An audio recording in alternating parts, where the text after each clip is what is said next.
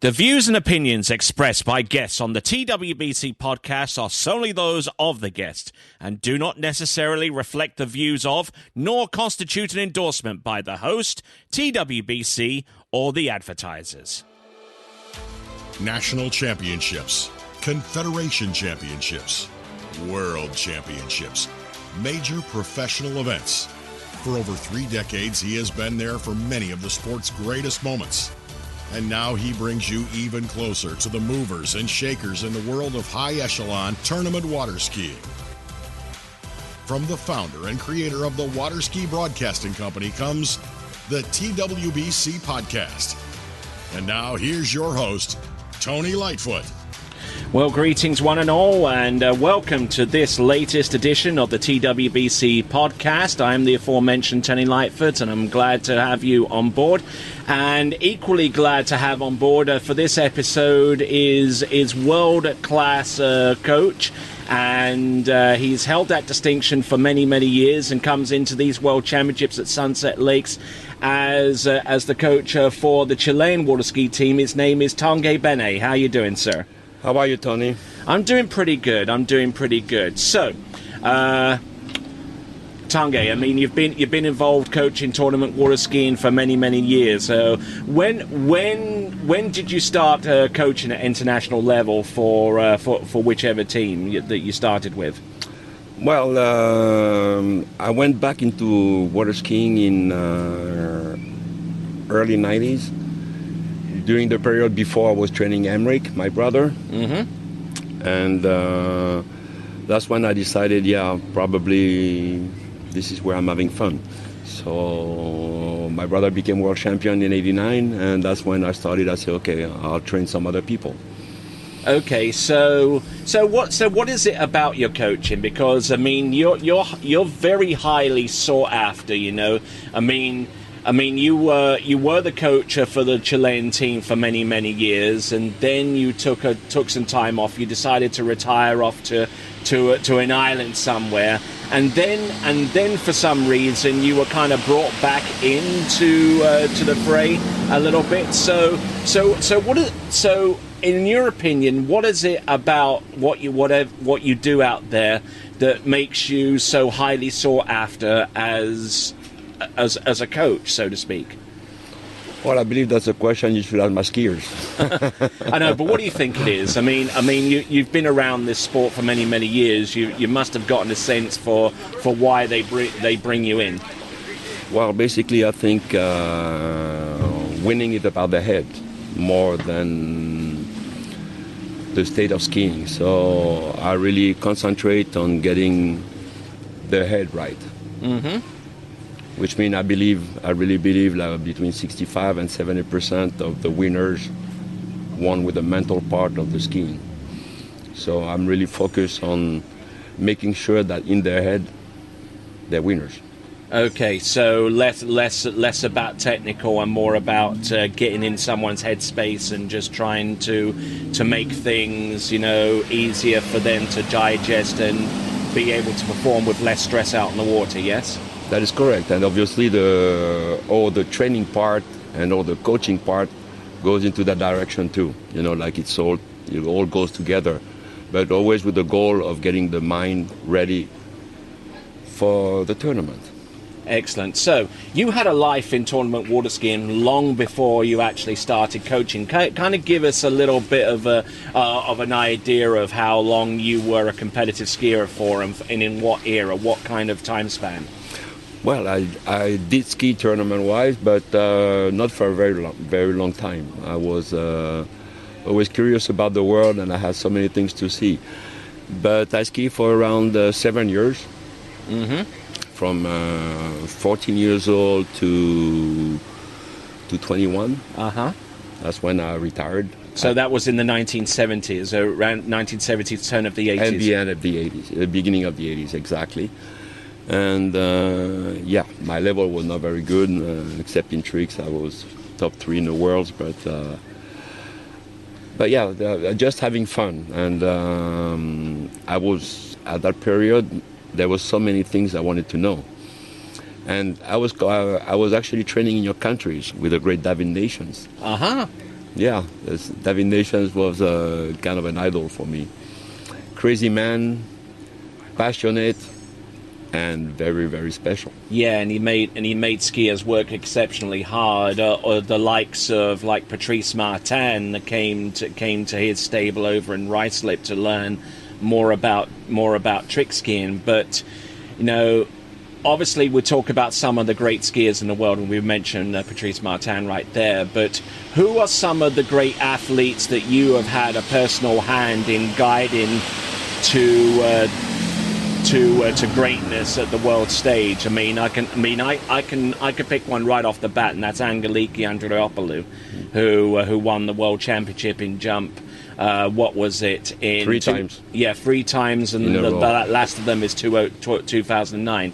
But obviously, talk a little bit about her and maybe some of the others that you've helped her go to the top of the ladder. Well, I had the chance of, the coach is nothing without the athlete.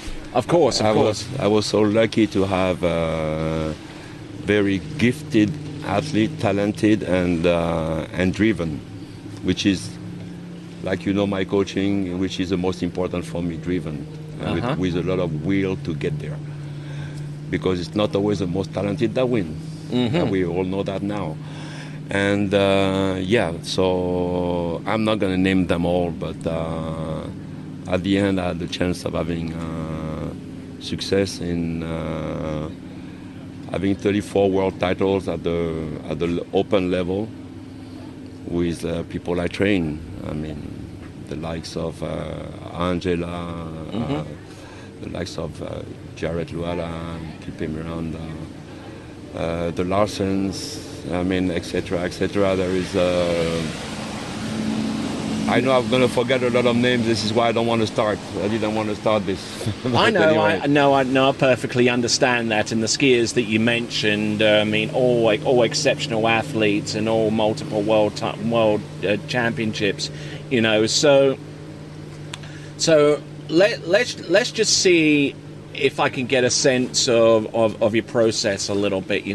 From the time that a country says, "Hey, listen, we need a coach. We need someone who can work not only with the technical aspect with the sport, but also with the head."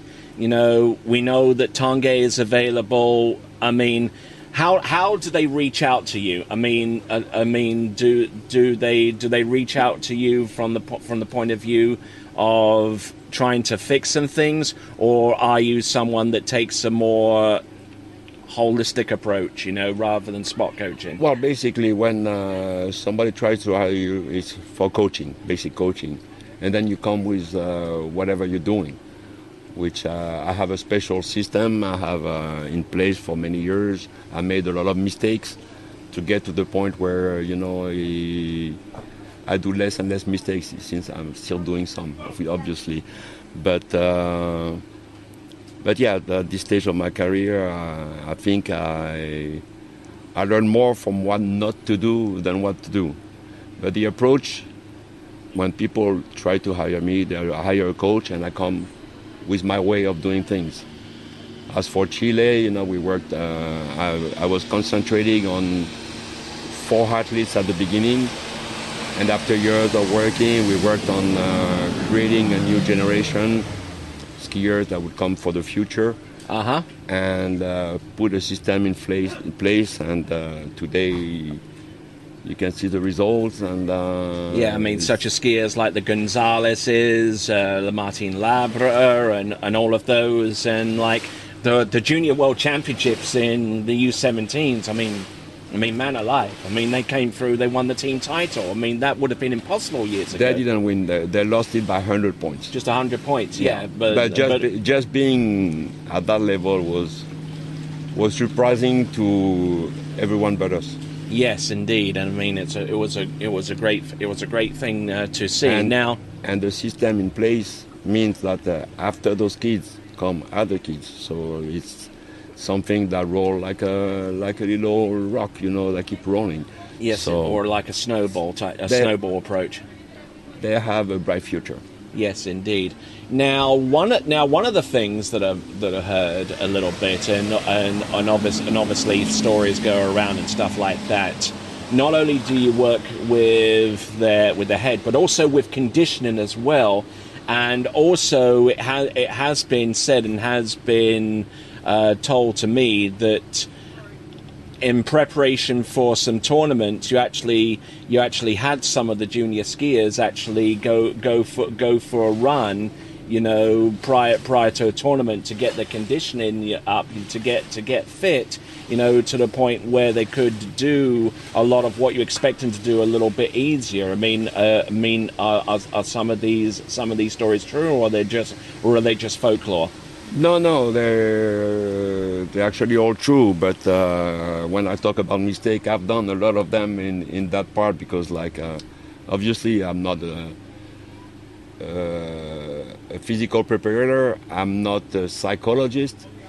So I did what I could, reading a bit and try to do the best that I can. But we got a lot more professional and taking the right people to do all the off-water work, which really is, and there's a lot of it. You have the physical preparation. You gotta have a doctor to follow the athlete so they have an injury at 15 years old. You have an X-ray at 17 years old. They have an injury in the same area. You have something to watch from before. So it's getting more and more professional. Psychological level too. You have psychologists to talk to them during the COVID period. All those things were done through Zoom. Yeah. On a case-by-case basis. So this is how you try to do the best you can, and especially to be surrounded by the right people. Now you touched upon a little bit with COVID-19 and the pandemic. Obviously that pandemic left nothing out there in the world absolutely untouched. And that goes with coaching as well, because coaching is something that you do on a very, very personal level. So how were you able to continue coaching, whilst observing the protocols that were typically in place in a lot of nations around the world, including Chile? All right, well, it's about 2.5 years ago I retired. Mm-hmm. So I was retired, and during that COVID period, I was retired, which I was not concerned with what was happening. Obviously, I had some contact with a lot of the people that I love. I call them my kids, because they're my family. My skiers are my family, and I have a humongous family starting 35 years ago. Mm-hmm. And basically what happened is I went to see a kid of a friend in Guadeloupe in the Caribbean, and he's a skier, and I started training him a bit, and I was supposed to be there for 3 weeks, and a week later we were confined. Isn't that? So here we go. So there was no training possible. So what we did is we woke up at 5 in the morning, getting the boat in the water, ski until 7. So we were making sure the cops would not stop us. There was only us. Get the skiing done, go home, and be home all day. Kind of be like a secret agent out in the water, huh? Well, I don't know about secret agent, but let's not get caught. We're not doing anything wrong to our sense, but it was not supposed to be done.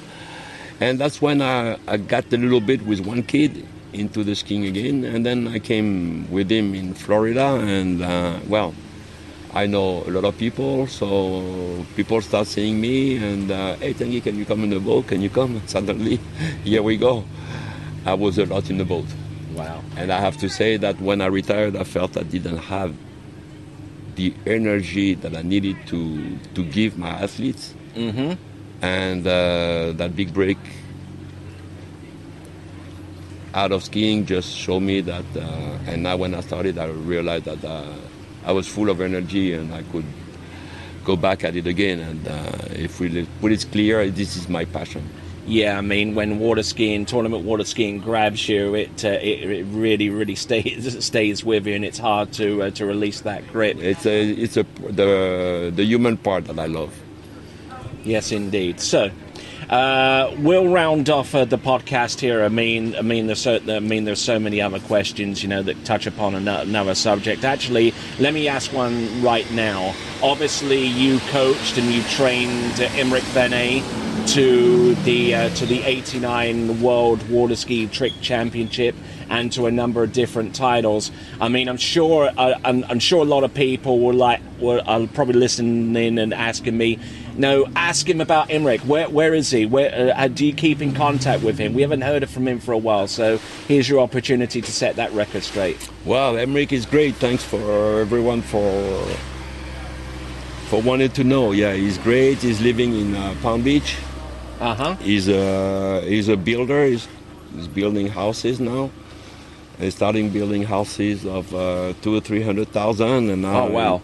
And now he's building houses that cost millions of dollars. Mm-hmm. And he's known down in the area as the fastest builder, so he's really sought after. Wow, after. And he's like, he cannot take anybody anymore because he has too much work. All right then. Okay, we'll round off the podcast there. Thank you very much for being a part of this. But is there anything that you'd like to give a shout out to say thanks to? The microphone is yours if you want to do that. Well, there is so many people I want to thank. It's just I thank the whole water ski family. That will be my conclusion. All right, that's a really nice catch-all, and you just heard Tanguy Benet. My name is Tony Lightfoot. This is the latest episode of the TWBC Podcast, and until next time, it is ciao for now. Thank you for listening to the TWBC Podcast. Be sure to check out our website at waterskibroadcasting.com. Links to our presence on major social media platforms can be found there, as well as updates to our webcast and this podcast. Duplication or rebroadcasting of this broadcast without written consent of TWBC is prohibited. Subscribe to us on your favorite podcast platform and be sure to join us next time for the next edition of the TWBC Podcast.